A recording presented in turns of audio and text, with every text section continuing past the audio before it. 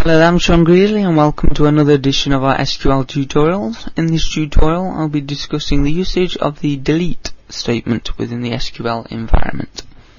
Now, you may use the delete statement where you would like to delete a certain row or rows from your database. Now, what I have here is the cust and the cust.ac tables. Here is the cust table and on the next page we have the cust.ac table. Please refer to the tutorial on equijoins where I explained how this table functioned.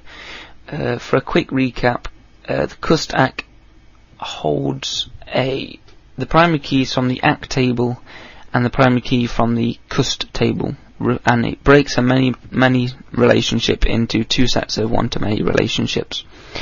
Now, the cust table talks to the cust.ac table using the ref number as a primary key. Then this information is passed through the account number.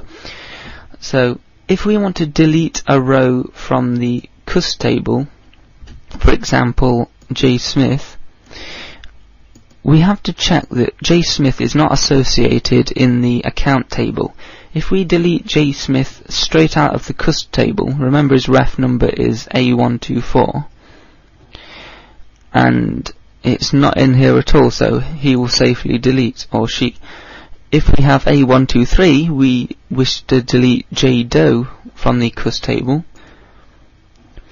A123 is present twice because J Doe has two accounts within our database. Therefore, if J Doe is deleted out of the customer table, there is erroneous information left in our database, which is cluttered, unambiguous, unnecessary, and it's not suitable at all.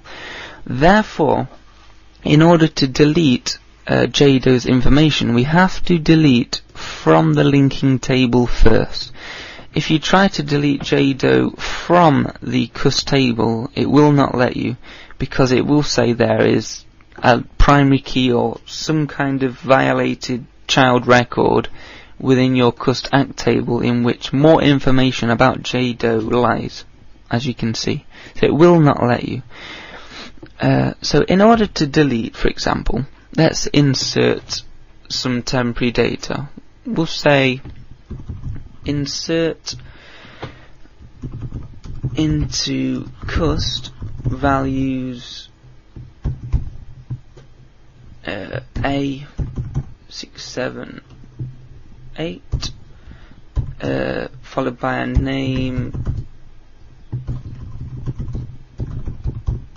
followed by the address, anything, followed by the area. So let's insert this value into the cust table. One row created. Let's display the table, from the cust table.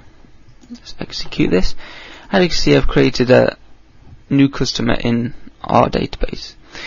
Because I've just created this, I do know that there's no such links in the cust.ac and the account table. If there is, remember to delete from the linking table first, which is the cust.ac table.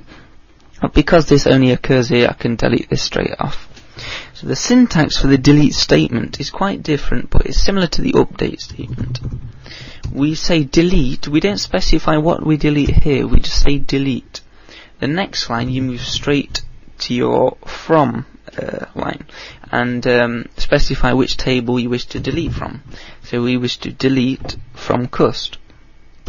If you leave the statement like this, it will delete all of the data within your cust table. It will delete all of these. It won't delete the ones which have associations with other tables. So it will delete all the independent data, for example this one. If we specify the where clause, where ref number equals A678, so we wish to delete a row from a customer, where the ref number is A678. So now we've associated that we're deleting a value where the ref number is A678. It should effectively delete this row here. As you can see, it says one row deleted. Let's find which row that is. Select from cust, and as you can see, it's disappeared. So it kind of like works like the update statement, apart from we don't specify the table name here. We just say delete from table name, and here's your optional criteria here. We can also specify an AND clause to get a more detailed, say if there's two of the same ref number, then for example we can specify an AND clause to target that certain row you wish to delete. But in any case, if it's a primary key, it will be unique, so this should be sufficient enough. So that has been an interesting look at the delete statement. I hope you found it useful. In our next tutorial, we'll be looking at subnested queries. So I'm Sean Greasley. Thank you for listening, and good night.